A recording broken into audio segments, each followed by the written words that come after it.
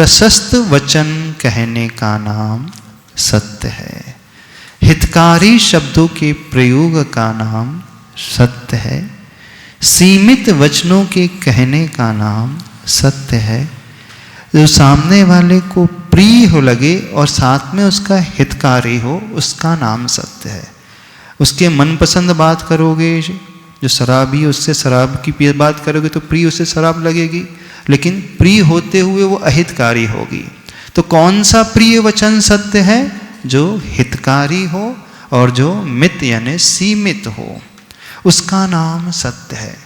आज इसे नहीं समझने के कारण हर परिवार में ब्रेकअप जैसी स्थिति, मनमुटाव जैसी स्थिति, रिलेशनशिप में प्रॉब्लम वाली स्थिति आ रही है। तो सत्य से क्या समझे? ऐसे किसी वचन का प्रयोग नहीं करना जो मर्म भेदी है। भले ही वो शब्दशः सत्य है, यदि मर्म भेदी है तो वो असत्य की कोटि में आ जाएगा। उसके दिल को चोट लग रही है और आप वही कह रहे हो तो वो सत्य होते हुए भी असत्य कहलाएगा। जैसे कोई बहुत बौना व्यक्ति है, उससे कह देना तुम तो बहुत ही बौने हो, अब उसको चोट लग जाएगी, यह असत्य हो जाएगा। है सत्य, वो बौना है, वामन कद वाला है, कम हाइट है उसकी, लेकिन उसे बौना कह देना ये असत्य हो जाएगा। काने को काना कह देना, अंधे को अंधा कह देना असत्य की कोटि में आ जाएगा, लेकिन है सत्य। क्यों असत्य हो गया? वो उसके हृदय को चोट पहुंचा। तो कोई भी कर्कश वचन यदि आप कह रहे हो तो वो असत्य की कैटेगरी में आता है। कमेंट्स जो कसे जाते हैं दूसरों पर, व्यंग जो कसा जाता है, वह असत्य की कैटेगरी में आएगा। जब से चौमासा लगा है बहुत धार्मिक हो गए। आजकल बहुत आहार, रोज ही आहार दिए जा रहे हैं। क्या बात है? रोज आहार दे रहा है, रोज मंदिर आ रहा है, रोज वो गुरु की सेवा करने आ रहा है, और आप क्या कहने लगे? क्या बात है, आजकल बहुत ही बदल गए, पंडित ही बन गए पूरे। सही कहा ना आपने, पंडित बन गए। शब्द तो सही है, लेकिन ये कमेंट्स हो गया, व्यंग हो गया। अब यह सुनकर के उसे एकदम चिड़चिड़ाहट पैदा हो जाएगी, उसे लगने लगेगा ये असत्य की कोटि में आ जाएगा। तो समझो, कमेंट्स नहीं, कॉम्प्लीमेंट्स ही सत्य की श्रेणी में आता है। तो कभी भी व्यंग्यात्मक वचन कोई बोलता है तो वो असत्य कहलाता है। द्रौपदी ने सिर्फ इतना ही तो कहा था, अंधे का पुत्र अंधा। जो दिन के उजाले में गिर रहा है जल में, तो उसे क्या कहा जाएगा? अंधा। और वैष्णव दर्शन के अनुसार धृतराष्ट्र अंधे थे, जैन धर्म के अनुसार वो मोह से अंधे थे। तो अंधे धृतराष्ट्र का जो पुत्र अंधा, यही तो कहा था। बस इतने से कथन से क्या हो गया? पूरी महाभारत खड़ी हो गई, करोड़ों लोगों की जान चली गई। तो ऐसा वाक्य जो करोड़ों लोगों के लिए जान के निमित्त बन गया, वो हिंसक भी हो जाता है। तो आपका व्यंग हिंसक हो सकता है, तो ध्यान रखें, कभी भी किसी पर कोई कमेंट्स न कसे। यदि आप उसकी प्रशंसा नहीं कर सकते तो मौन हो जाना फिर भी बहुत अच्छी बात है। और यदि सत्य समझना चाहते हो, सत्य धर्म क्या है, तो कॉम्प्लीमेंट्स देना। जब से गुरु आए हैं, हमें आपको देख करके बड़ी प्रसन्नता हो रही है कि आपका पूरा जीवन बदल गया। आप कितना समय देते हैं मंदिर में। अब ये कॉम्प्लीमेंट हो गया, उसे प्रसन्नता लगेगा कि हाँ मैं कुछ कर रहा हूँ। अब उसी को आपने कह दिया, जब से महाराज जी आए बहुत धार्मिक बन रहा, क्या बात है, बस हो गया। तो शब्द नहीं, टोन बहुत इंपॉर्टेंस रखती है। किस टोन से आप उस शब्द को कह रहे हो, इस बात को समझें। तो ये असद हो जाएगा, असत्य हो गया, अप्रशस्त हो गया। एक और वाक्य, किसी की निंदा करना असत्य वचन। सही बोल रहे हो आप, सिगरेट पीता है, पीठ पीछे बोल रहे, बहुत सिगरेट पीता है वो, एक नंबर का शराबी, एक नंबर का जुआरी है। आपने सही कहा, वो शराब भी पीता है, जुआ भी खेलता है, सिगरेट भी पीता है, सर्वगुण संपन्न है वो। सर्वगुण संपन्न समझते हो कि नहीं? हाँ, सर्वगुण संपन्न क्या होता, कौन होता है? जो रोज पूजा करता है, 6 आवश्यक करता है वो। नहीं, जो सातों व्यसन करता है उसे लोक व्यवहार में कहा जाता है ना सर्वगुण संपन्न है। आप पीठ पीछे उसकी बुराई कर रहे हो, उससे पता चलेगा, वो कभी भी अब बदल नहीं पाएगा। सत्य हमेशा उपगूहन अंग के साथ चलता है, सत्य हमेशा स्थितीकरण अंग के साथ चलता है। सत्य कभी किसी को गिराता नहीं है, सत्य हमेशा दूसरों को उठाने वाला होता है।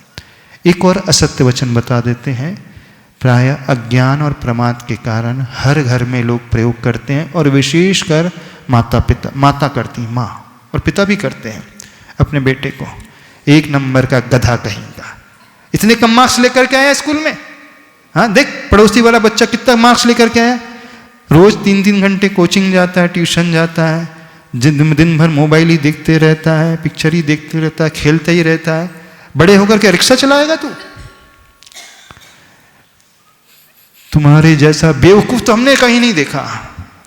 अब दिन में 4 बार माँ के मुख से निकल गया 1 नंबर का गधा, मूर्ख, बेवकूफ, बड़े होकर के टैक्सी चलाएगा, रिक्शा चलाएगा।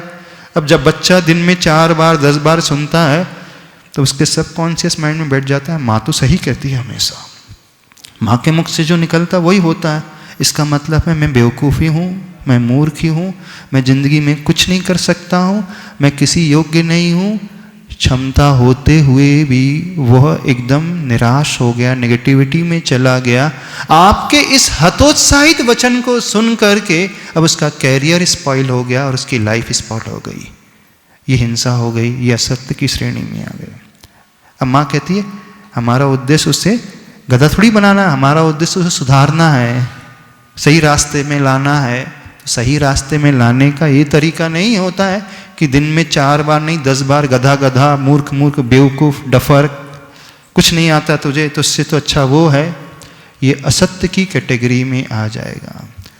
जब माँ घर में बच्चों की तुलना अन्य बच्चों से कर देती हैं, ये भी असत्य की कैटेगरी में आ जाएगा, क्योंकि वह आपकी बात सुनकर हीन भावना का शिकार होता चला जाता है, इंफीरियरिटी कॉम्प्लेक्स उसे घेरता चला जाता है। तो ध्यान रखें, कमेंट्स के वचन असत्य की कैटेगरी में, निंदापरक वचन असत्य की कैटेगरी में, हतोत्साहित करने वाले वचन असत्य की कैटेगरी में, और मर्म भेदी कठोर वचन असत्य की कैटेगरी में। कई लोग ऐसे समझाते हैं, बेचारे के दिल तक वो बात लग जाती है और वो कभी उससे उभर ही नहीं पाता है। तुम जैसा तो कठोर व्यक्ति हमने देखा ही नहीं है, तुम जैसा क्रूर व्यक्ति तो हमने देखा ही नहीं है। हिंसक वचन ये भी असत्य की कैटेगरी में आते हैं। तो सत्य की कैटेगरी में क्या आता है? जग अहित हर सब सुहित कर, छेड़ाला में कहते हैं, और मुख चंद्र ते अमृत जने, श्रुति सुखद संशय हरे, जग अहित हर सब सुखी सुखद कर, ऐसी कुछ लाइन आती है।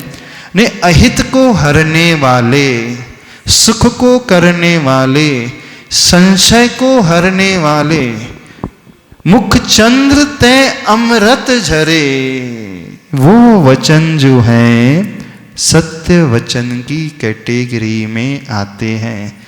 तो सत्य धर्म का अर्थ सत्यवाणी नहीं है, यहाँ इंटेंशन सबसे इंपॉर्टेंट है। आप किस उद्देश्य को लेकर के उसे कह रहे हैं और साथ में किस ढंग से आप अपनी बात की डिलीवरी कर रहे हैं। तो किस टोन से आप उसे समझा रहे हैं और कौन से शब्दों का प्रयोग आप लेकर के समझा रहे हो, वह सत्य और असत्य की कैटेगरी में आने वाला है। सत्य इतना आसान नहीं है।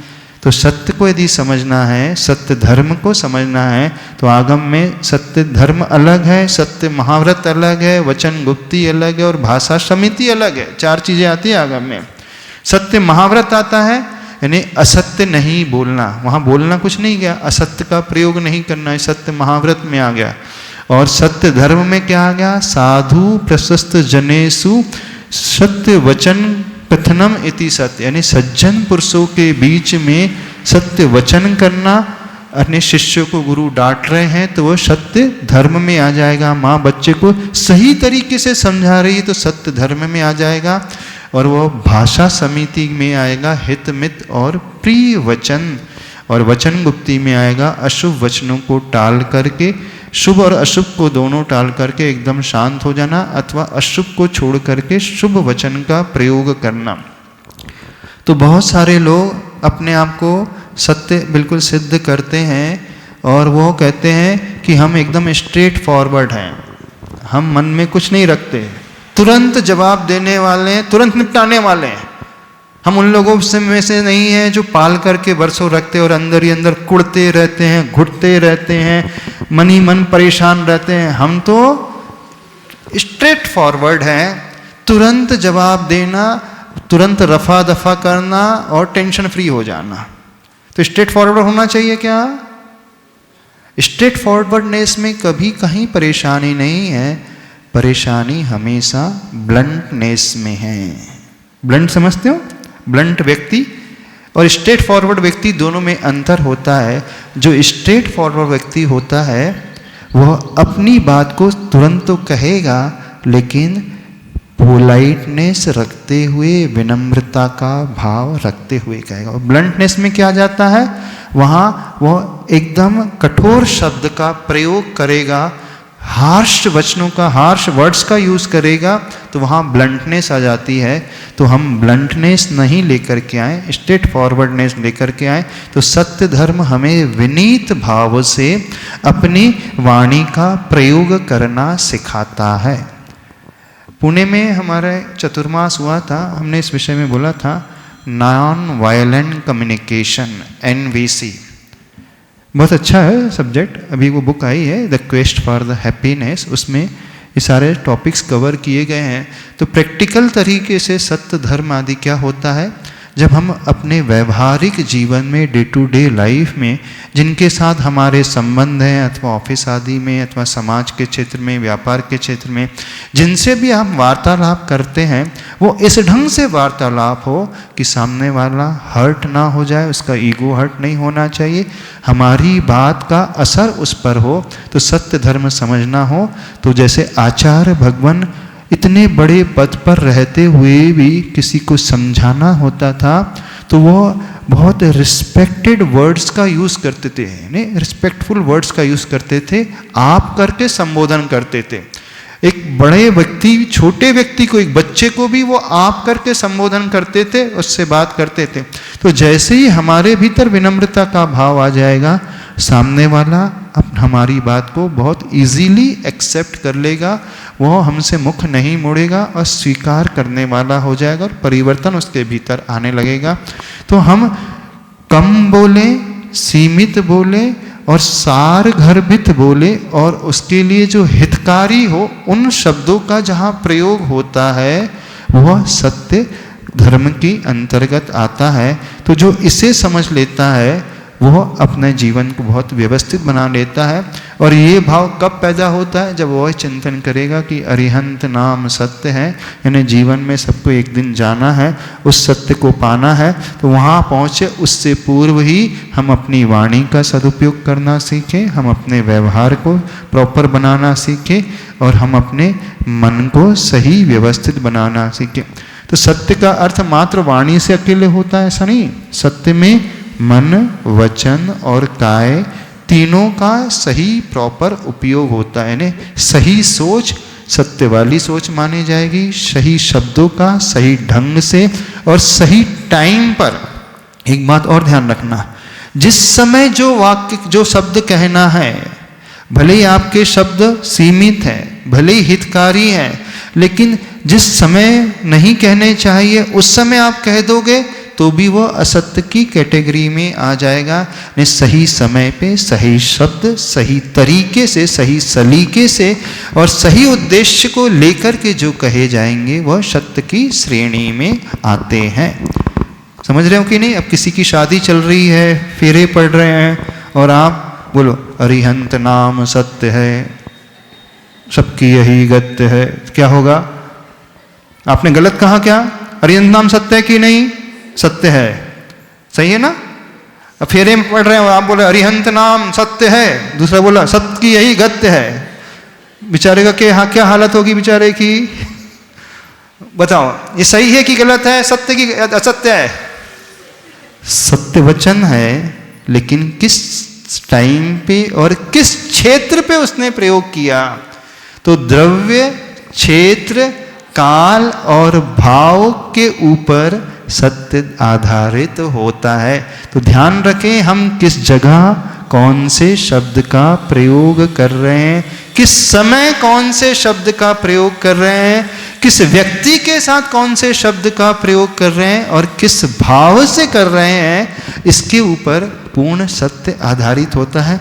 जो इसे समझ लेगा फिर उसका जीवन बहुत व्यवस्थित हो जाएगा, उसका व्यवहार अच्छा हो जाएगा और उसके आपस के संबंध जो हैं बहुत सुंदर हो जाएंगे। इसी सत्य को नहीं समझने के कारण आज रिश्तों में बहुत जल्दी कड़वाहट आ जाती है।